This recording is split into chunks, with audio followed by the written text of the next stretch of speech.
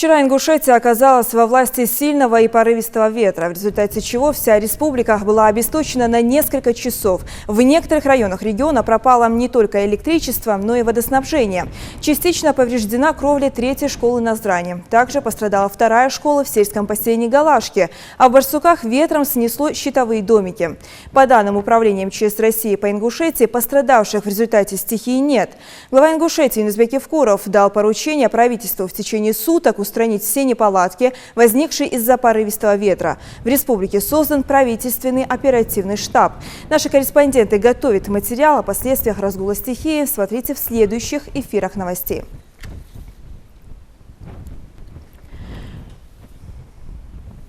Ну а о ситуации в Ингушетии после непогоды нам расскажет первый вице-премьер правительства Ингушетии Муслим Магометович Дзейтов. Здравствуйте, Муслим Магометович. Вот первая информация к этому часу. Были обесточены несколько населенных пунктов, да, на несколько часов. Сейчас удалось исправить ситуацию? Как вы знаете, в результате непогодных условий, в результате сильного штормового ветра был на республике введен режим повышенной готовности, был вчера. Создан оперативный штаб правительства республики. Буквально в течение вчерашнего дня был проведен мониторинг всех случившихся последствий непогоды. В школе номер 3 была частично разрушена кровля, и также в сельском поселении Галашки, также кровля была разрушена кровля. Буквально в течение одного дня вчера было подготовлено все мероприятия подготовлены, чтобы сегодня начать демонтаж крыши. Буквально работы сейчас идут, я оттуда еду. Демонтаж крыши начался в средней школе номер 3 и в сельском поселении Галашки. Весь необходимый материал завезен, буквально там будет сделана новая крыша.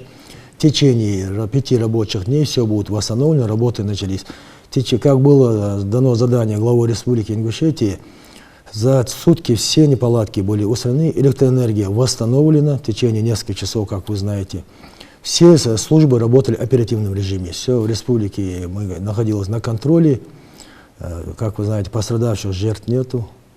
Что на сегодняшний день ведутся восстановительные работы. Ну вот вы отметили, да, 2 социальных учреждения, это школы, да? Вот как сейчас обстоят дела там с учебным процессом? Учебный процесс на один день перенесен. Сегодня за время монтажа, в случае безопасности детей, буквально учебный процесс, он не остановлен, просто перенесли на один день.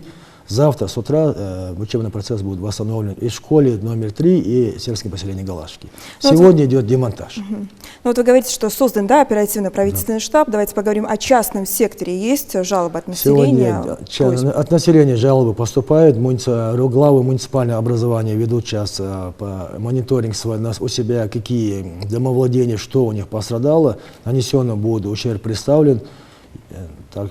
Оказывается, вся необходимая помощь имеется в виду социальным учреждениям. Таких крупных нарушений где-то в режиме введенного положения нет у нас. Буквально все находилось на контроле.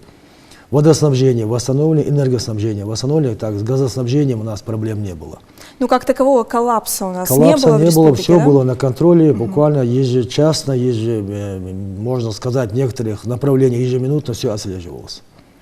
Я вас благодарю, Муслим Магометович, что нашли время прийти к нам в студию. Я напомню, у нас в гостях был первый вице-премьер правительства Муслим Магометович Дзейтов.